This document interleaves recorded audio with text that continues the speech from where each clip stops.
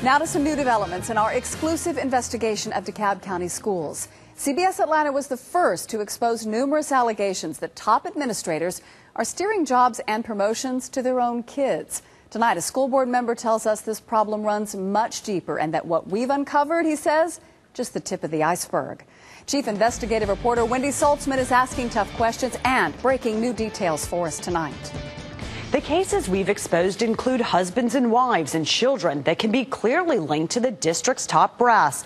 But what about friends, extended family, even fellow church members who are getting favoritism because of who they know and for jobs they may not be qualified for? It's easy to pick out relatives that have the same last name, but when you get into cousins and uncles and neighbors and friends at church and all those kind of things, we can't even keep control of it. A school system out of control. I'm going to slug you. With highly influential administrators accused of handing out jobs to their friends and family. A problem we have here in DeKalb right now is perception, perception, perception.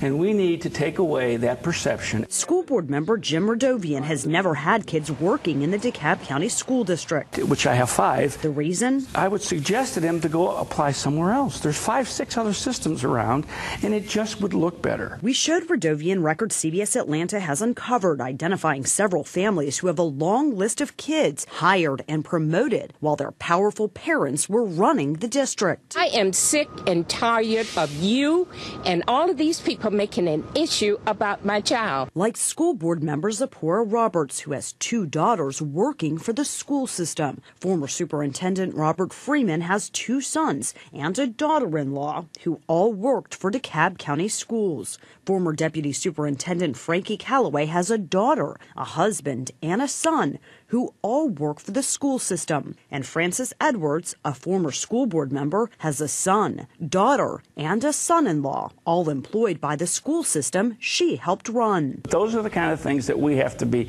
extremely careful about, and making sure that those people belong in the positions they're in. And Redovian isn't convinced all these people are qualified, including several more clandestine relationships where people can't be linked directly by their name. If it's a cousin or a neighbor or somebody like that, we have no idea. There's no way to really keep track of that. Which is why Redovian voted against the most recent bulk of hires, which failed to weed out those he believes are underqualified but highly connected. I knew there was at least a number of people on that list that I didn't think should be on the list. Redovian is calling for more stringent policies in the county to make sure there's no preferential treatment and that family members and friends have actually earned these high-level jobs. Tomorrow, administrators will be meeting with the Southern Association of Colleges and Schools to discuss nepotism and other conflicts of interest, and I'll be there. I'm Wendy Saltzman, CBS Atlanta News.